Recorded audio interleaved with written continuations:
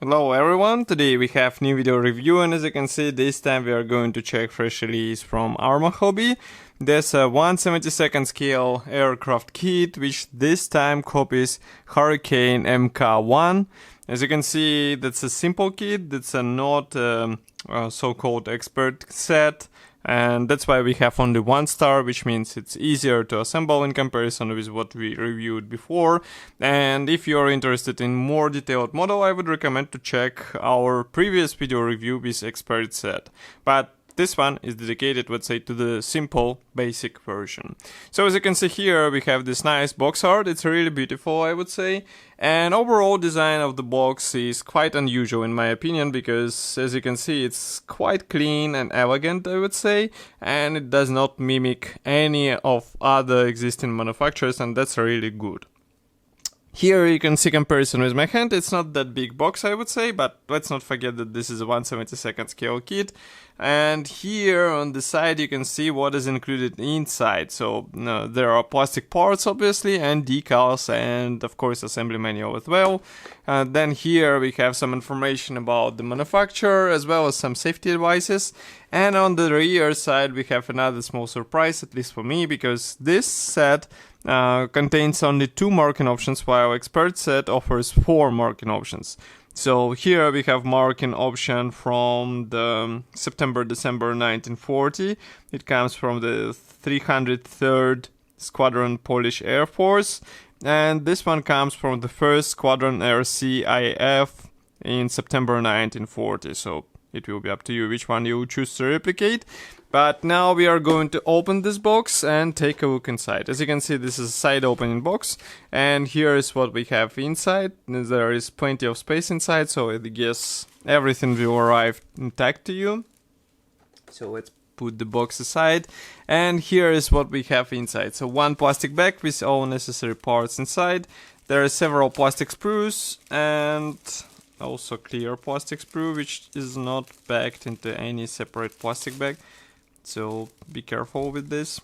Just give me a second to open them, and we'll take a closer look at all those parts.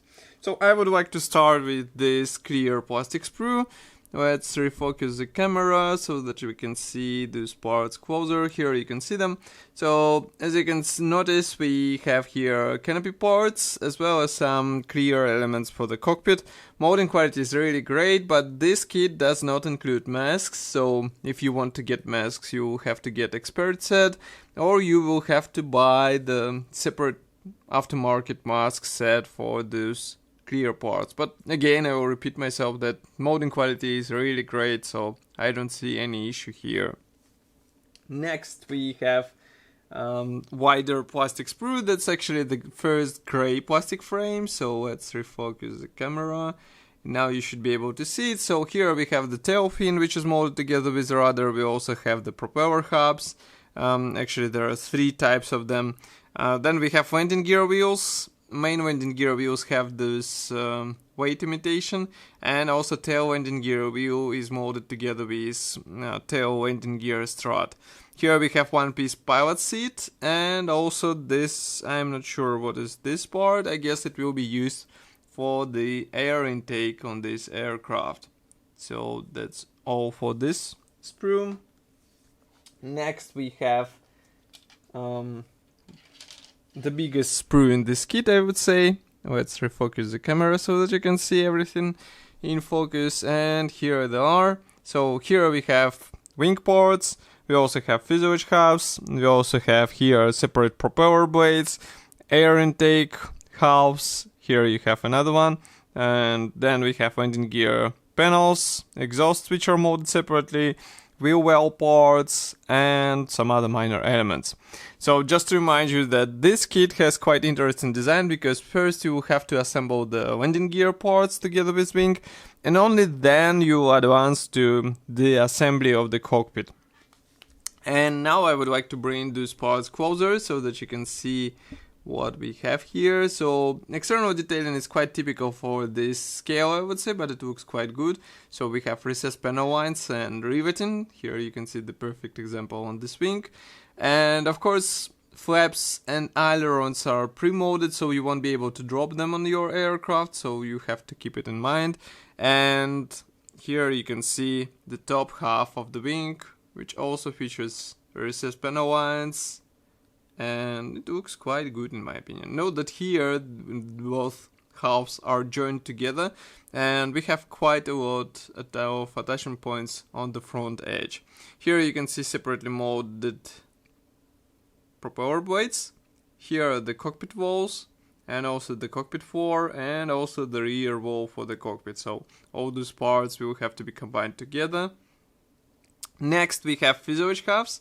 Here manufacturer carefully replicated this fabric surface on the tail area. You can notice it here while I'm playing with the light.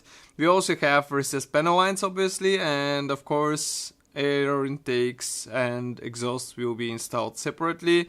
We can flip it over so that you can see this more or less modest cockpit detailing, and also those guiding pins, which will come handy during assembly process.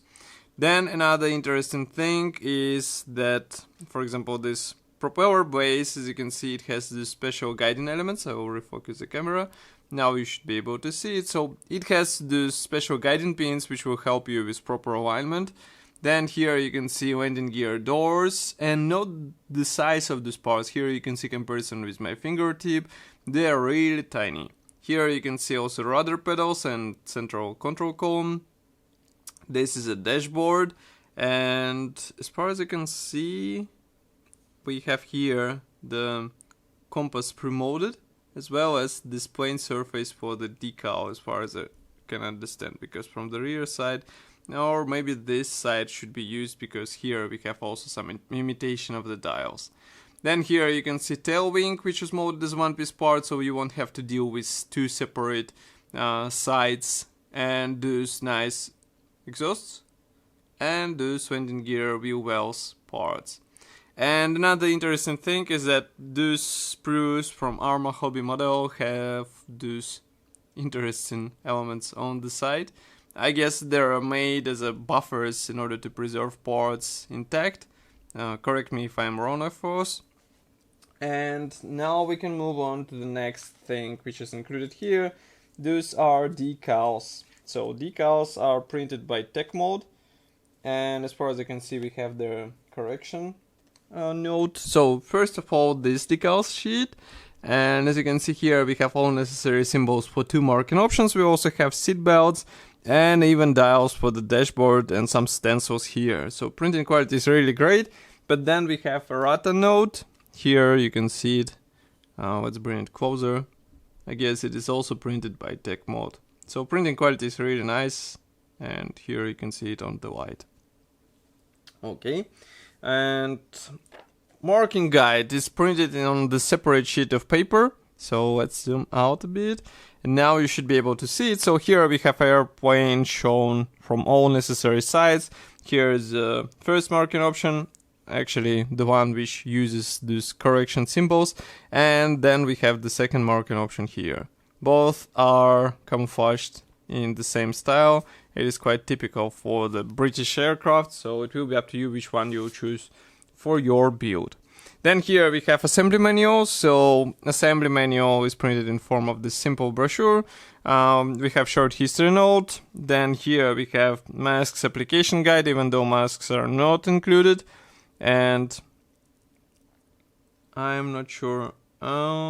Actually, it is written that it is a template for making them yourself from masking tape. That's quite interesting, I would say.